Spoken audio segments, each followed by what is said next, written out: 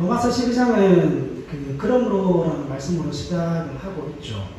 이 로마서 12장이 그러므로라고 시작을 하고 있는 중요한 이유는 이것 때문이에요. 하나님의 능력과 의지와 성실하심으로 구원을 받았으니 그러므로 뭐하라는 거예요? 그 구원을 삶의 현장에서 살아내라는 그 의미를 가지고 있습니다. 자, 그리고 2절 말씀을 보면 이 세대를 뭐라 그러죠? 분별하라고 말씀을 하시죠. 분별하라고 말씀을 하시는데, 여러분 여기서 이 세대를 본받지 말고 분별하여 구별된 하나님의 사람으로 살라, 이게 무슨 의미인가 하면 그냥 착한 일을 하고 선한 일을 하라, 그런 의미를 담고 있지 않아요.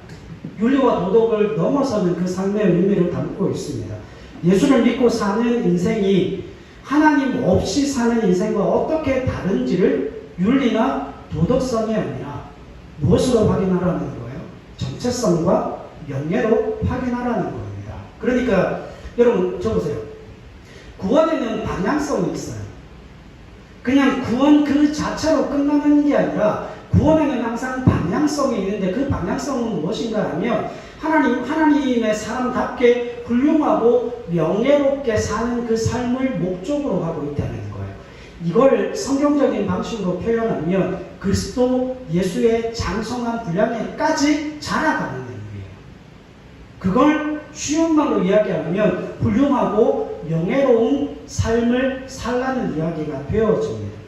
그러니까 여러분 하나님의 자녀답게 그분의 말씀에 순종하고, 그런데 그 순종도 억지로 하는 순종이 아니라 하나님이 원하시는 것 기꺼이 순종하는 그 마음을 가지고 하나님의 말씀에 순종하여 갈 때 하나님의 영광이 그의 삶의 자리에 담기는 것, 그것을 통하여서 무엇이 나타난다는 거예요?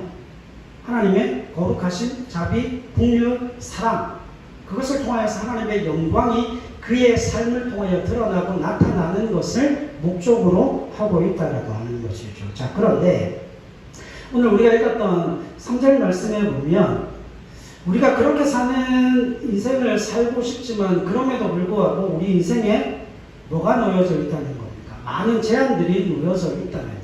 자, 그 문제를 어떻게 해석하고 그 문제를 어떻게 해결할 것인가에 관한 그 말씀이 오늘 핵심 포인트로 주어져 있습니다. 이걸 해석해내지 못하면 우리의 삶의 기쁨과 감사가 아니라 견딤과 인내가 아니라 원망과 불평으로 가게 되어진다는 겁니다.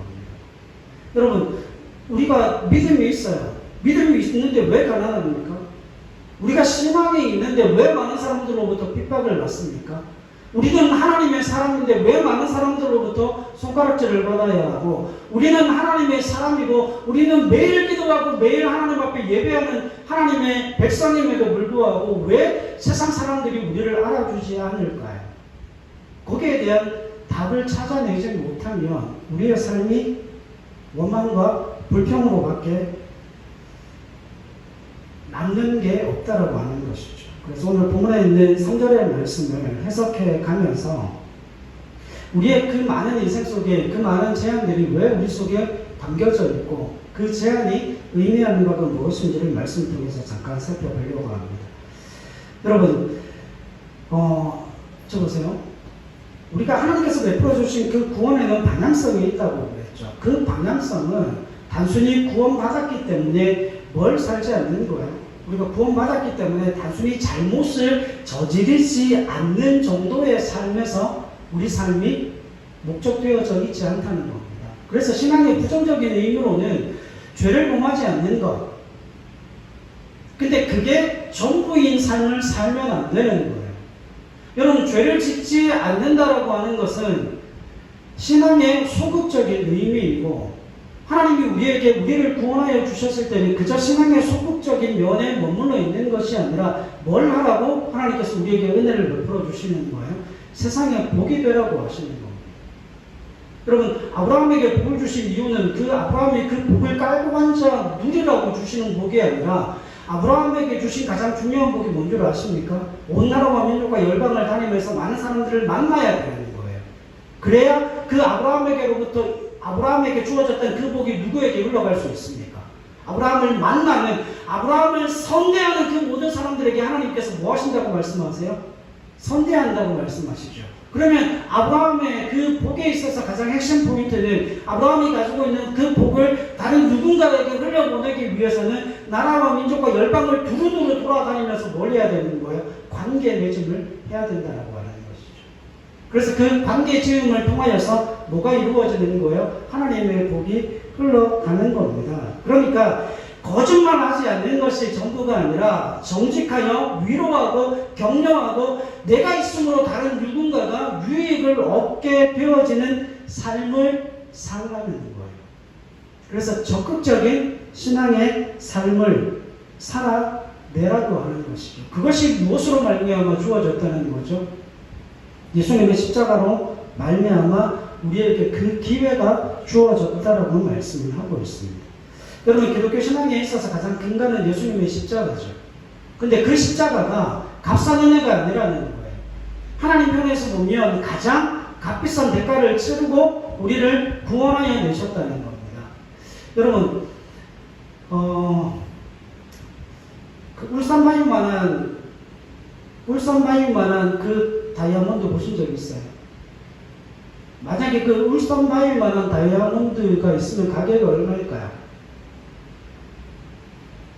뭐 상상이 안 되죠. 근데 그 울산바위만한 다이아몬드를 주고 저와 여러분들을 하나님이 구원하셨다면 그 구원에는 반드시 뭐가 있게 마련이죠? 우리를 구원해 내신 목적이 있겠죠. 그죠? 그 목적이라고 하는 것은 그 울산바위만한 그 다이아몬드보다 훨씬 더 큰 가치가 있기 때문에 우리를 그것을 주고 생명을 우리에게 허락하신 겁니다. 그렇다면 여러분, 하나님께서 그 예수 그리스도를 십자가에 죽이시면서까지 우리를 구원하신 그 구원의 목적은 무엇에 있다는 거죠? 우리를 빚어가시기 위해서. 무엇으로? 하나님의 사람으로 빚어가서 우리의 삶을 통하여서 하나님의 영광을, 다시 말하면 예수 그리스도 안에서 드러내신 그 하나님의 영광을 고스란히 누구의 삶에 담아내시겠다는 거예요. 저와 여러분들의 삶에 담아내시겠다는 거예요. 그 일에 있어 하나님은 실수도 포기도 실패도 없다라고 말씀을 하고 있습니다. 자, 그와 같은 상황 속에 오늘 3절의 말씀이 기록되어져 있는 거예요. 마땅히 생각할 그 이상의 생각을 품지 말고 믿음의 분량대로 어떻게 생각하라고요? 지혜롭게 생각하라고 말씀하고 있습니다. 자, 여러분 줘보세요. 이 로마서 12장 3절의 말씀은 우리의 삶이 제한되어져 있다는 거예요. 제한적인 상황 속에 놓여져 있다는 겁니다. 너희 각 사람에게 말하노니 마땅히 생각할 그 이상의 생각을 품으래요, 품지 말래요? 품지 말랍니다. 마땅히 생각할 그 이상의 생각은 뭐가 정해져 있다는 거예요?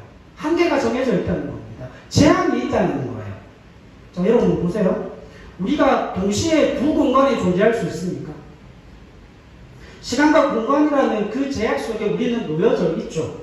그러니까 우리는 언제나 제한된 존재로 누구를 따라가는 거예요? 예수님을 따라가는 거예요. 여러분, 예수님의 하나님의 사람들이 오해하는 부분이 있어요. 여러분, 기적이 일어납니다. 기적이 일삼이 되어질 수도 있습니다. 그런데 그 기적도 어디 안에서 이루어집니까? 시간과 공간이라고 하는 그 제약 속에서 이루어집니다. 그러니까 그걸 자꾸 잊어버리시면 안 돼요. 우리가 시간과 공간을 이탈하고 시간과 공간을 초월해서 존재하는 사람들이 아니라 시간과 그 공간이라고 하는 제약된 존재 안에서 하나님을 따라가는 존재예요. 그러니까 예수님은 시간과 공간을 넘어 초월하신 분이시지만 그분이 굳이 어디로 들어오셨다는 거예요? 우리의 삶의 현장으로 들어오셔서 우리가 가지고 있는 시간과 공간이라고 하는 그 제약 속에 뭘 담아내신 분이시죠? 하나님의 영광을, 하나님의 일하심을, 하나님의 섭리를, 하나님의 영광의 능력을 담아내신 분이 예수님이시라고 하는 거예요. 그래서 하나님이 그 예수님의 삶을 통해서 저와 여러분들에게 목적하신 것은 예수님의 그 삶을 통하여서 하나님의 영광을 담아내시듯 우리의 삶의 시간과 공간이라고 하는 그 제한된 존재로서 예수의 길을 따라가는 그 하나님의 사람들에게 하나님의 영광을 담아내는 그것을 목적으로 하고 계신다는 겁니다. 여러분, 예수님의 시대에 예수님께서 누구로 오셨습니까? 그냥 평범한 한 사람으로 있던 가운데 오셨나요? 아닙니다. 메시아로 오셨어요. 그걸 누가 알고 있었어요? 요셉이 알고 있었고, 마리아가 알고 있었고, 요한이 알고 있었고, 예수님의 형제들도 알고 있었습니다. 왜냐하면 성경에 보니까 예수님께서 공생애를 이미 사시기 전에 예수님의 형제들이 예수님께서 행하신 그 모든 일들을 본 것 같아요. 그래서 공생애가 이미 시작되기도 전에 예수님께서 말씀을 가르치시고 그 서기관들과 바리새인들과 그 논쟁을 하시는 그 모습을 통하여서 그 예수님의 형제들이 예수님을 향하여 뭐라고 부릅니까? 아니, 이 시골촌 구석에서 자기를 드러내고 나타내는 사람은 없다. 그 능력을 가지고 왜 여기에 있냐? 예루살렘으로 가라. 예루살렘으로 가서 그 많은 사람들이 모여있는 그곳에서 뭐 하라는 거예요? 능력을 행하고 그곳에서 서기관들과 바리새인들과 대제사장들과 논쟁해라. 네 능력이면 이길 수 있다. 그래서 뭐 하라는 거죠? 인기와 명성을 얻으라는 건 아닙니까? 그러면 이미 그 시대에 예수님의 메시아 되심이 부모들에게도 알려졌고 그 형제들도 그 예수님의 능력에 대해서 어느 정도 알고 있었다라고 하는 것이죠. 여러분, 예수님은 그 시대에 그냥 한 평범한 사람으로 오신 게 아니에요. 메시아로 오셨어요. 그런데 메시아를 기다리던 유대인들에게 가장 처참한 방법으로 죽임을 당하시죠. 그런데 그 십자가의 처참한 죽음이 하나님은 부활과 구원과 회복과 영광을 만들어내시는 자리였음을 우리에게 증명해내고 계십니다. 여러분, 이게 참 아이러니하죠. 예수님이 십자가에 죽으셨다. 이걸 다른 말로 하면 무슨 의미가 돼요? 여러분, 예수님이 십자가에 죽을 수 있는 존재입니까? 시간과 공간을 초월하는 존재라고요. 십자가에서 죽을 수가 없죠. 죽음이라는 것 자체가 있을 수가 없는 것 아닙니까? 그런데 예수님께서 십자가에 죽으셨다고 하는 것은 예수님께서 그 시간과 공간을 초월해 계신 분이 어디로 들어오셨다는 거예요. 제한된 시간과 공간 안으로 들어오셨다는 그 의미를 가지고 있습니다. 여러분, 그러면 예수님이 사셨던 그 모든 삶은 이 땅 가운데 오셔서 3년 반의 공생애를 사시고 30년 동안의 사생애를 사신 그 모든 삶의 자리는 무슨 자리였다는 거예요?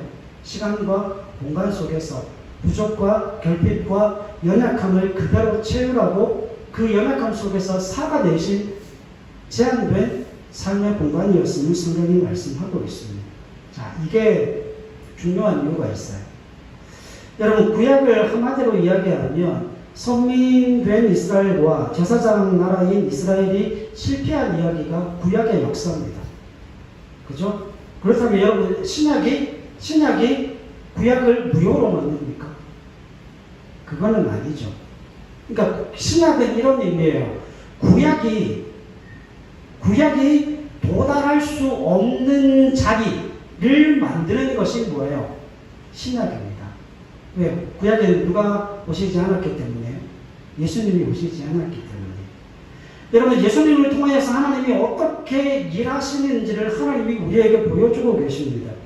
구약의 성민이 이스라엘이 실패했고 제사장 나라로 부름받은 이스라엘의 그 실패를 가지고도 하나님은 능히 일하시고 구원하시고 회복과 생명을 베푸시는 하나님이심을 성경이 우리에게 말씀합니다.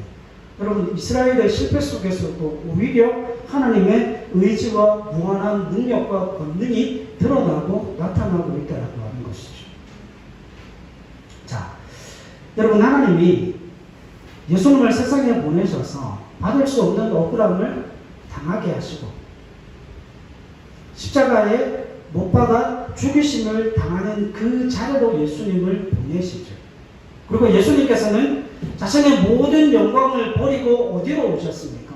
순종하는 자리로 오셨어요. 그래서 빌립보서 2장 5절로 8절 말씀해 보면 뭐라고 이야기해요? 하나님과 동등된 본체시나 자신의 그 영광된 자리를 버리고 이 땅 가운데 하나님의 말씀에 순종하여 오셔서 뭘 하신 거예요? 십자가를 지셨다라고 말씀합니다. 여기서 순종하는 자리가 뭔지 아십니까? 바로 연약함과 부족함과 결핍으로 이야기되어지는 제한된 그 자리를 이야기하는 거예요. 여러분, 신자의 가장 큰 병 중에 하나가 자신의 한계나 제한이, 자신의 연약함과 부족함과 나약함이 신앙의 방해물이 되어질 것이라고 생각해요. 그래서 우리가 날마다 고백하는 게 이거 아닙니까? 하나님, 나 이래서 이거 안 됩니다. 이래서 이거 못합니다. 여러분, 성경은 우리가 가진 모든 조건과 함께 소원만큼 주어지지 않는 능력과 기회만으로 충분하다라고 말씀하세요.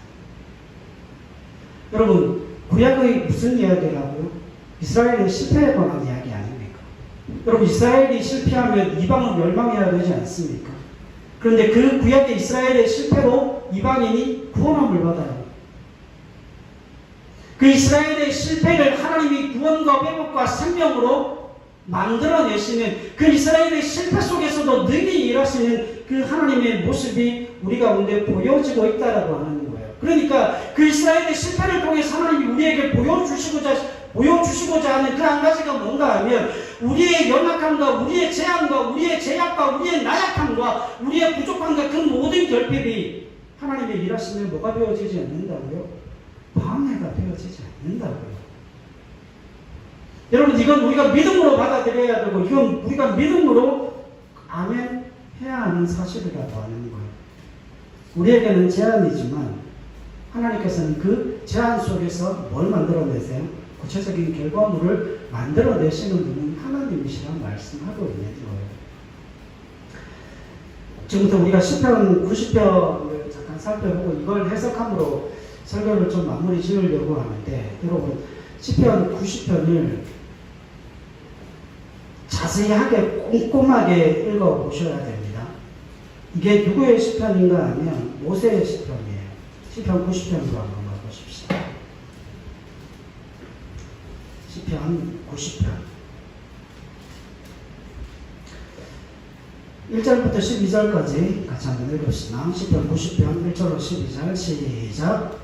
주여, 주는 대대에 우리의 거처가 되셨나이다. 산이 생기기 전, 땅과 세계도 주께서 조성하시기 전, 곧 영원부터 영원까지 주는 하나님이시니이다. 주께서 사람을 티끌로 돌아가게 하시고 말씀하시기를 너희 인생들은 돌아가라 하셨사오니 주의 목전에는 천년이 지나간 어제 같으며 만미 한순간 같을 뿐임이니이다. 주께서 그들을 홍수처럼 쓸어가시나이다. 그들은 잠깐 자는 것 같으며 아침에 돋는 풀 같으니이다. 풀은 아침에 꽃이 피어 자라다가 저녁에는 시들어 마르나이다. 우리는 주의 노에 소멸되며 주의 분내심에 놀라나이다. 주께서 우리의 죄악을 주의 앞에 놓으시며 우리의 은밀한 죄를 주의 얼굴 빛 가운데에 두셨사오니 우리의 모든 날이 주의 분노 중에 지나가며 우리의 평생이 순식간에 다하였나이다. 우리의 연수가 70이요 강건하면 80이라도 그 연수의 자랑은 수고와 슬픔뿐이요 신속히 가니 우리가 날아가나이다. 누가 주의 노여움의 능력을 알며 누가 주의 진노의 두려움을 알리이까. 우리에게 우리날 개수함을 가르치사 지혜로운 마음을 얻게 하소서. 아멘.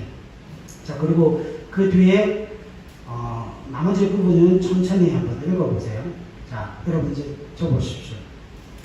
이 시편 90편을 처음부터 끝까지 다 읽으면, 그냥 읽으면 이게 무슨 소리로 들리는가 하면 그냥 모세의 탄식에 불과한 말씀으로 들려져요. 그럼 모세가 어떤 사람이에요? 모세가 몇 세에 부름을 받았죠? 80세의 부름을 받습니다. 80세의 부름을 받아서 이스라엘 백성들을 구원해낸 민족의 영웅이 모세입니다. 그리고 이후 40년 동안 모세가 어디서 살아요? 광야에서 삽니다. 자, 그런데 이게 중요해요.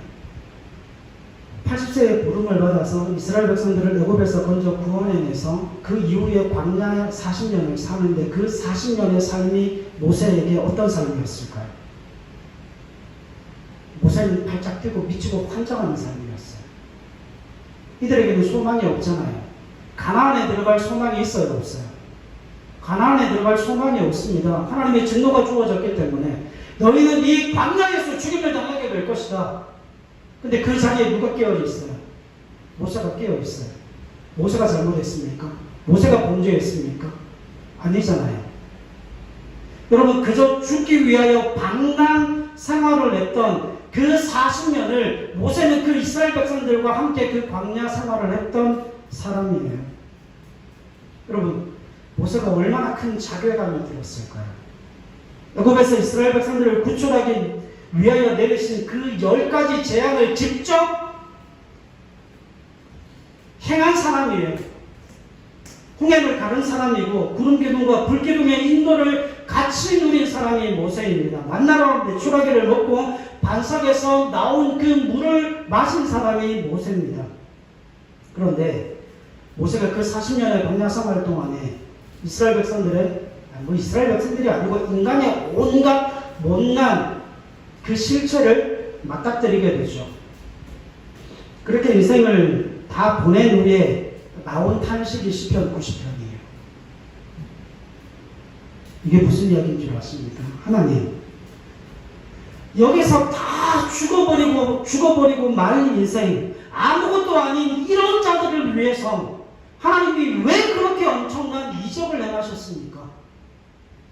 애굽에 10가지 재앙을 내리시고 반석에서 물을 주시고 만나와 메추라기를 허락하시고 구름기둥과 불기둥으로 그들을 40년 동안 인도하신 이유가 뭡니까? 그들은 그 단순히 그 광야에서 맴돌다가 그 40년 후에 죽어 없어질 인간들을 아닙니까? 그런데 왜 하나님은 그들과 함께 하시고 왜 나는 이 아무짝에도 쓸모없고 아무짝에도 도움이 되지 않는 그들과 이 40년을 함께 살아야 합니까? 이게 모세의 탄식이었습니다. 여러분, 여기에 굉장히 중요한 사실 한 가지가 있어요. 40년의 광야 생활 가운데에 그 40년의 광야 생활 가운데 죽어나간 사람들의 이름을 여러분 알고 계십니까? 몇 명이나 알고 계십니까? 저는 한 30명 아는 것 같아요. 근데 광야 생활해서 이스라엘 백성들이 그 광야에서 죽어간 사람들의 숫자가 어느 정도 되는지 아십니까? 1세대들 다 죽었잖아요. 250만 300만이 남았는데 그 중에 1세대들 20세 이상으로는 다 죽었잖아요. 그 수많은 사람들이 죽었는데 고작 10손가락에 꼽을 정도로 아는 사람들이 그 정도밖에는 없다는 거예요.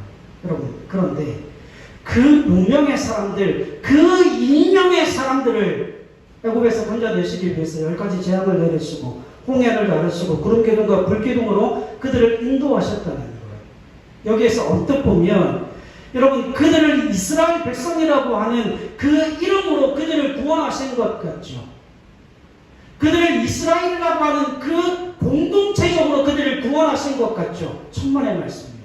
하나님 그들을 그렇게 구원하지 않았습니다. 하나님이 그들을 구원하신 그 구원의 역사는 어떻게 일어났는가 하면 하나하나 그 인생을 각각 부르시고 각각 그들을 만나시고 그들 위에 뭐가 주어졌어요? 하나님의 인자로 말미암은 구원이 주어졌어요. 쉽게 이야기하면 이런 겁니다. 이스라엘 백성들을 다 한 곳에 모아놓고 너희는 오늘부터 예수를 믿어라가 아니었어요. 하나님을 믿어라가 아니었어요. 하나님께서 직접 한 영혼 한 사람 모든 영혼들을 다 찾아가시고 모든 가정들을 다 찾아가시고 한 사람에게 찾아가셔서 그들을 만나 구원해내셨어요. 그 한 사람이 결국 누가 되는 거예요? 이스라엘이 되는 거예요. 그렇게 하나하나의 인생을 각각 부르시고 구원해 주셨다라고 해서 여러분, 그들의 자리가 남보다 우월하거나 눈부시지 않았다는 사실을 기억해야 돼요. 오히려 감추시고 심지어 익명의 자리로 부름받아질 때가 훨씬 더 많다는 사실이죠. 그들은 하나하나의 인생으로 각각 하나님으로부터 부름을 받았지만 그렇게 구원을 얻었지만 그들은 각각의 이름으로 불리워지기보다 무엇으로 불립니까? 이스라엘 백성이라고 하는 한 공동체로만 불려질 뿐입니다. 그들 개인이 누구인지 우리는 알지 못해요. 그러나 분명한 사실 한 가지가 있습니다. 바로 그 분명의 사람들에게 하나님의 역사의 개입이 일어났다는 것이고 하나님의 일하심이 그들에게 밝히 드러났다라고 성경은 말씀하고 있어요. 여러분, 우리가 아무것도 아닌 존재로 발언권을 가지지 못하는 익명의 지위로 자기 자신도 납득이 안 되는 억울하고 연약하고 무능한 자로 사는 것에 대해서 세상은 답이 없어요. 그런데 기독교는 답을 가지고 있습니다. 그 답이 뭔지 아십니까? 그 답을 찾으셔야 하는 거예요. 그렇기 때문에 하나님의 자녀와 백성으로서 신분과 지위를 가진 하나님의 사람들은 자신의 능력과 유용성으로 대변되어지게 되는 기능적 차원에서 자기를 확인하시면 안 됩니다. 내가 더 무언가를 행함으로 말미암아 내가 헌금을 많이 하고 내가 봉사와 헌신을 많이 함을 통하여서 자기 자신을 확인할 수 없어요. 그렇게는 자기 자신이 절대 확인되어지지 않습니다. 예를 하나 들어볼게요. 여러분, 능력과 유용성으로 자신을 확인한다는 건 뭐가 배제되어져 있다는 거예요. 그 사람의 인격과는 전혀 상관이 없어요. 인격은 기차관인데 뭐는 할 수 있어요? 공부는 잘할 수 있어요. 돈은 잘 벌 수 있어요. 그죠? 유용성으로, 효율성으로 최고가 되어질 수 있습니다. 그게 세상 아닙니까? 세상에서는 인격이 고매한 인격을 가진 사람을 높은 자리에 두는 법은 없어요. 높은 자리로 올라가는 사람은 누가 올라갑니까? 능력 있는 사람이 올라갑니다. 유용성을 가진 사람이, 효율성을 가진 사람이 올라갑니다. 그런데 여러분, 문제는 뭔가 하면 하나님은 우리가 무엇을 가졌든지 어떻게 되어지기를 원하신다고요? 훌륭하고 명예롭게 되어지기를 원하신다고요. 그래서 여러분, 가난하다고 해서, 못 배웠다고 해서 더 많이 가지는 것과 더 많이 배우는 것을 인생의 목적으로 삼으시면 안 돼요. 하나님은 그걸 위해 우리를 하나님의 자녀로 부르시는 게 아니에요. 여러분 부자 만들기 위해서, 여러분도 학자 만들기 위해서 여러분들을 하나님의 자녀로 부르신 게 아니라는 거예요. 가난한 자도 부자도 많이 배운 사람도 못 배운 사람도 공히 하나님의 자녀와 백성으로서 뭐하라고요? 훌륭하고 명예로운 삶을 위해 헌신하라고 우리를 하나님의 자녀로 불러주셨다는 거예요. 그리스도의 장성한 분량에까지 이르러 성장하고 자라가라고 하는 겁니다. 쉽게 이야기하면 그리스도께서 사셨던 그 삶의 자리로 가라는 거예요. 주님이 명예를 취하셨습니까? 물질을 취하셨습니까? 자기 자랑을 취하셨습니까? 능력은 가졌을 때 권력은 가지지 못했고, 많은 사람들로부터 칭송을 받았을 때 정치적인 힘은 없으셨어요. 그러나 하나님은 그것으로 하나님의 역사를 이루어내셨다고 말씀합니다. 여러분, 마땅히 생각할 그 이상의 생각을 품지 말라. 이 말씀을 한 문장으로 줄이면 이거예요. 우리에게 주어진 조건을 가지고 그 조건 속에서 하나님의 사람으로 살아내라는 거예요. 내게 주어진 조건을 원망과 불평의 도구로 삼지 말고 내게 주어진 그 조건 안에서 뭐라는 거예요? 하나님의 사람으로 살아내라는 거죠. 그 안에서 훌륭하고 명예로워지면 그만이에요. 하나님 그걸 원하십니다. 하나님께서 이렇게 말씀하시는 이유가 분명해요.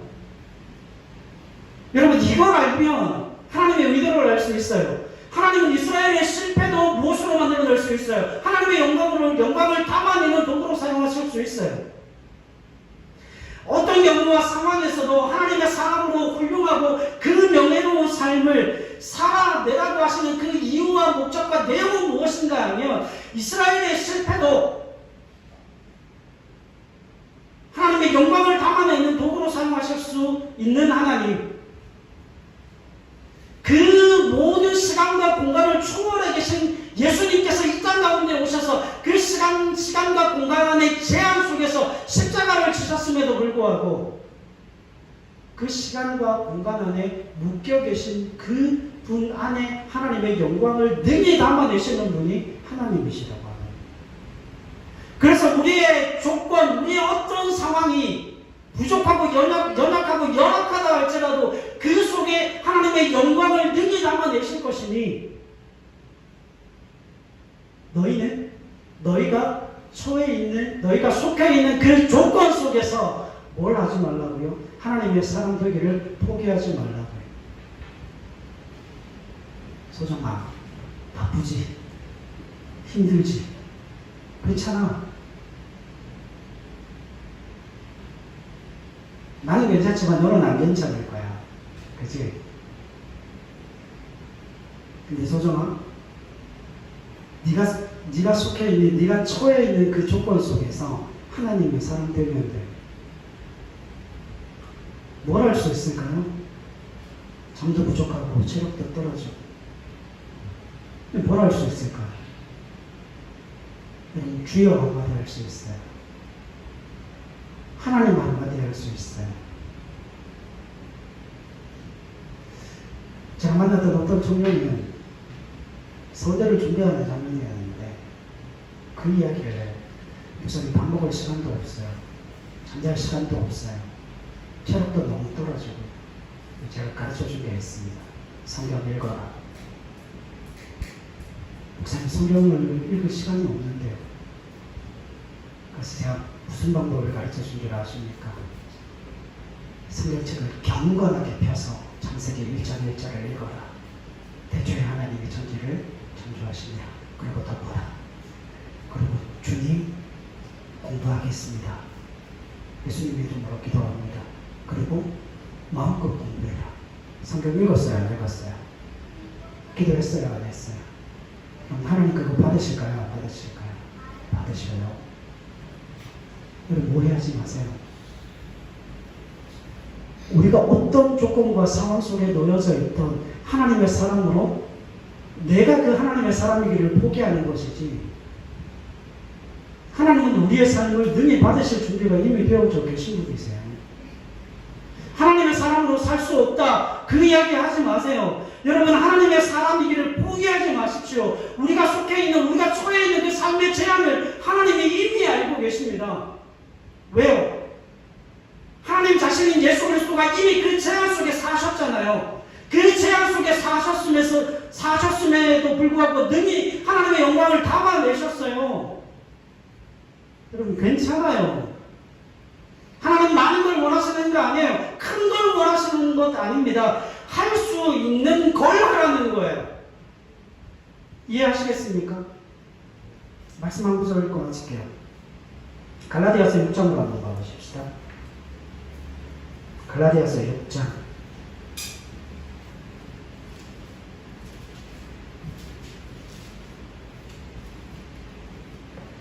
1절로 5절, 신약 309페이지에 있습니다. 갈라디아서 6장 1절로 5절 읽읍시다. 시작.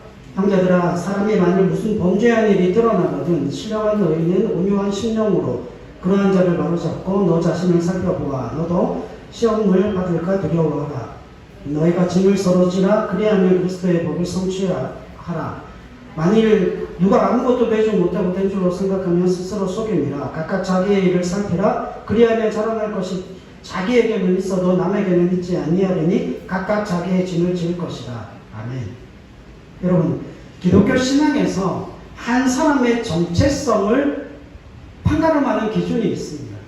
그건 관계성 속에서만 그 사람의 정체성이 확인되어집니다. 하나님과의 관계, 이웃과의 관계, 이게 하나님께서 주신 율법의 정보입니다. 하나님이 하나님을 사랑하고 이웃을 사랑하라고 말씀하셨죠. 그게 계명이고 율법이라고 말씀하셨어요. 우리의 모든 관계는 우리 모두는 관계 속에 있고 관계를 떠나서 독립적으로 자신의 정체성을 확인할 방법은 없어요. 자, 여기에 4절로 5절 보십시오. 6장 4절 5절 읽읍시다. 시작. 각각 자기의 일을 살피라. 그리하면 자랑할 것이 자기에게는 있어도 남에게는 있지 아니하리니 각각 자기의 짐을 질 것이라. 아멘. 자, 이제 쳐보세요.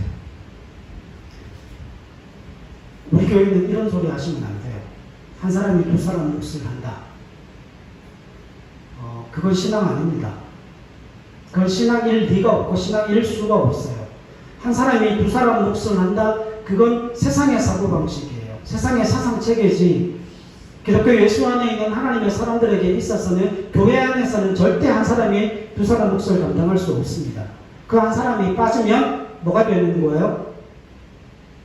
그 한 사람의 자리는 비게 되는 겁니다. 그건 누구도 채울 수 없습니다. 왜냐하면 그 사람이 하나님의 형상을 닮은, 하나님이 사랑하시는, 하나님이 아끼시고 하나님이 생명 버려 구원하신 유일한 한 사람이기 때문에 그 한 사람의 존재는 누구도 대체할 수 없어요. 근데 세상은 다릅니다. 세상은 사람을 기계 부품으로 사용하기 때문에 그 사람이 한 사람이 빠지면 다른 사람이 그 몫을 대신할 수도 있어요. 근데 교회는 그런 일이 불가능합니다. 이쪽 보세요.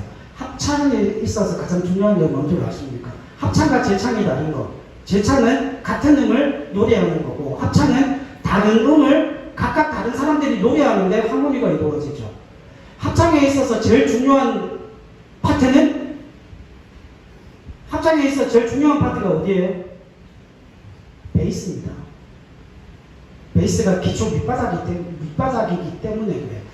여러분 베이스 멜로디 보셨어요? 베이스 멜로디 있어요? 없어요? 베이스 멜로디 없어요.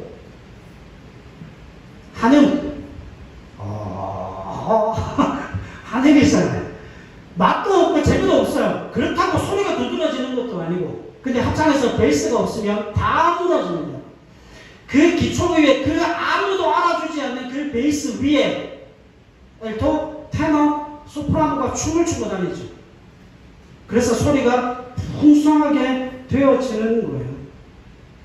여러분 갈라디아서 6장 4절 5절 말씀은 무슨 이야기인가 하면 자기 몫을 하라는 거예요. 유일한 존재가 되라는 말이 아니라 자기 몫을 하는 사람이 되라는 이야기예요. 나의 자리는 누구도 대신할 수 없는 자리이기 때문에 그렇습니다. 여러분들이 예배를 빠지고 여러분들이 기도의 자리에 없으면 그 자리는 대신할 수 있다 없다? 없어요. 언제까지? 평생. 그래서 그 자리를 지키는 일이 얼마나 중요한지 모릅니다.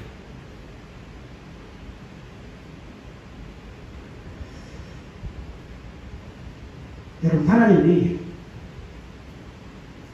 여러분들의 삶의 현장에서 하나님의 사람으로 살아내라고 말씀을 하실 때 큰 것 하라고 이야기하시지 않아요. 큰 것 하라고 이야기하시지 않고 자기 몫을 하고 자기가 할 수 있는 걸 하라고 하시는 거예요.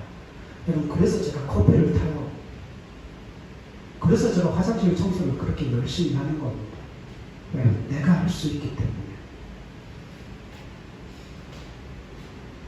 여러분 우리는 각각 스스로의 인생으로 부름을 받았지만 그렇다고 해서 우리가 모든 사람들에게 두드러지게 드러나고 나타나는 것 아닙니다. 우리는 무명의 사람들처럼 많은 사람들 틈바구니에 감추어질 때가 얼마나 많은지 몰라요. 그러나 그런 하나님의 사람들, 자기 몫을 감당하여 행할 것을 믿음으로 살아내는 그 사람들의 삶의 자리에 애굽에서의 구원이 일어나고 옹해가 갈라지고 구름기둥과 불기둥, 만나와 메추라기의 역사가 하나님 편에서 일어나는 겁니다. 우리가 찬양했죠. 성경은 우리가 분명하지만 유명한 자고 가난하지만 모두를 부욕해 하는 하나님의 사람으로 이 땅을 살게 하시겠다고 말씀하고 계세요. 여러분 이번 한 주간의 삶을 통하여서 누가 보던 보지 않던, 누가 알아주던 알아주지 않던 하나님의 사람으로 여러분들에게 주어진 그 삶을 살아내시는 이 한 주간의 삶이 되실 수 있게 되기를 바랍니다. 여러분들의 삶에 주어진 그 제안은 하나님의 능력이, 하나님의 역사가, 하나님의 임재가 담기는 연약함이 되어질 겁니다. 그 연약함 속에서도 일하시는 하나님, 우리의 삶을 충만하게 채우시는 하나님의 은혜로 감격하시고 감사하시고 이 한 주간의 삶도 온전한 하나님의 사랑으로 살아내는 저와 여러분들이 되실 수 있기를 주님의 이름으로 간절히 부탁을 드립니다.